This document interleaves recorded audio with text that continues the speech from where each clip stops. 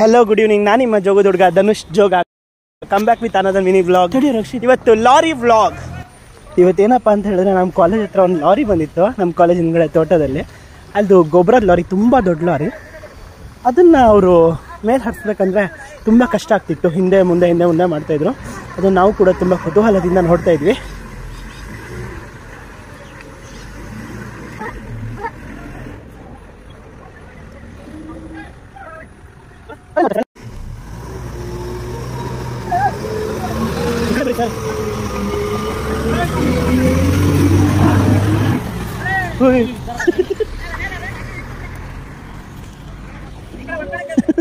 ಕನ್ಸ್ತಾ ಹೊಡತ್ತರ್ಗ ಪಟ್ಟಿಗೆಲ್ಲ ಆಗ್ತದೆ.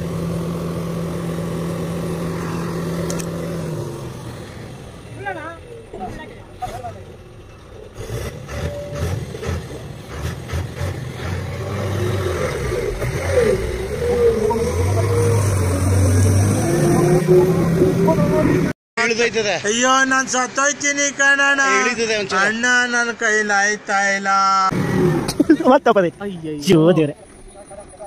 ಹೋಗ್ತಿದೆ ಕಣ್ರಿ, ಅದು ಸ್ಲೈಡ್ ಆಗ್ತಾ ಇದೆ.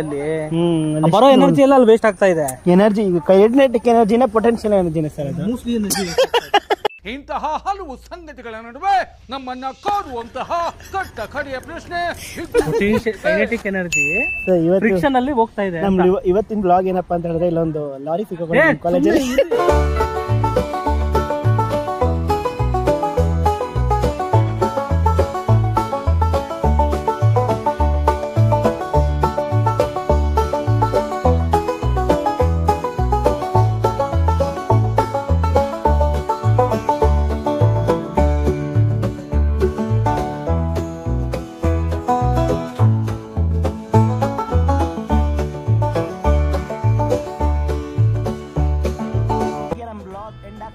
Thank you for watching. Bye bye.